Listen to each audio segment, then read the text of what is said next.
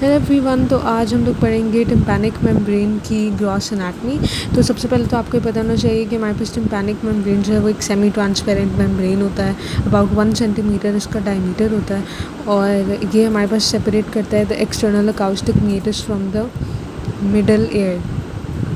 सही है, तो हम ये भी कह सकते हैं कि it separate the external air from the middle air. और ये देखिए, ये हमारे पास थोड़ा स्लोप में अटैच होता है। सही है, जो हमारे पास ये वाला इसका लैटरल सरफेस होती है और फिर हमारे पास जो सरफेस होती है जो कि हमारे पास ओपन होती है इन द मिडल ईयर, वो हमारे पास इसकी मीडियल सरफेस होती है। सही है, तो अब जो हमारे पास लैटरल सरफेस है वो हमारे पास ज़रा एंटीरियरली डायरेक्टेड और इन्फीरियरली। एंटीरियरली मतलब आगे की तरफ जो है वो डायरेक्टेड है, और इन्फीरियरली मतलब थोड़ा नीचे की तरफ, इस तरह हमारे पास स्लोप में प्रेजेंट है। सही है, एंटीरियरली मतलब हमें अभी फेस करी है, बाहर साइड पे शेप फेस करी है, और थोड़ा इन्फीरियरली स्लोप में प्रेजेंट है। सही है, बस इतना सा हमारे पास हो गया। उसके बाद हम लोगों ने ये बताना है, अच्छा, और इसका हमारे पास स्ट्रक्चर रहता है। स्ट्रक्चर में हमारे पास क्या होता है, जो हमारे पास कोर होता है दैट इज़ कनेक्टिव टिश्यू। सही है, और फिर हमारे पास इसको लाइन क्या करता है, अब देखें, एक्सटर्नल अकाउस्टिक मीटर्स जो है that is it self line by skin. तो जो हमारे पास सरफेस है of the tympanic membrane that opens into the external acoustic meatus that would also be lined by the skin। और जो हमारे पास surface है that is opening into the middle ear। since middle ear खुद हमारे पास line होता है by mucous membrane, तो हमारे पास tympanic membrane भी इधर mucous membrane से ही जो है वो लाइन होगा। so inner surface जो है that is lined by the mucus and outer surface जो है that is lined by the skin। So now we are going to study basically the actual gross anatomy. वो तो सिर्फ हमारे पास introduction थी, अब हम एक्चुअल ग्रॉस एनाटमी जो है वो टिम्पैनिक मेम्ब्रेन की पढ़ेंगे, जो कि हम एयर डब्ल्यू से बोल सकते हैं। सही है, इन लेमैन टर्मिनोलॉजी, बट हम एनाटमी पढ़ें तो हम इसके बोलेंगे टिम्पैनिक मेम्ब्रेन।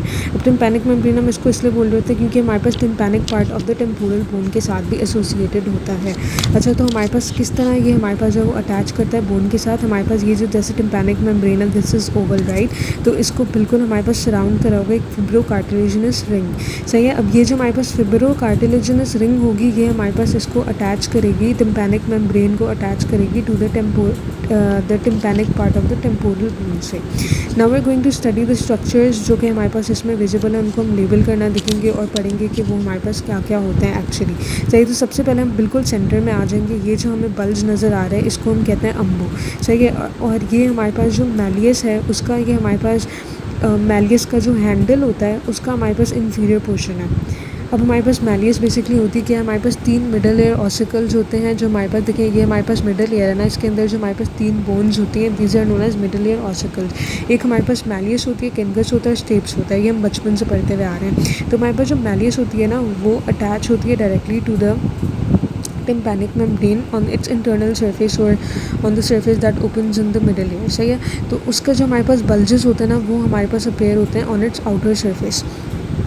तो वो ये अम्बो जो है वो हमारे पास मैलियस का सबसे पहले ये हैंडल होता है। मैलियस के पार्ट्स होते हैं ना, तो सबसे पहला पार्ट जो कि हमारे पास बिल्कुल अटैच्ड होता है टू द टिम्पैनिक मेम्ब्रेन, वो हमारे पास हैंडल होता है मैलियस का।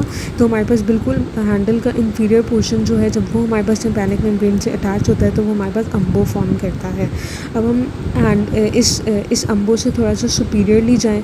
सही है, और ये देखें ये हमारे पास एंटीरियरली डायरेक्टेड है, this is the anterior portion and this is the posterior part of the tympanic membrane.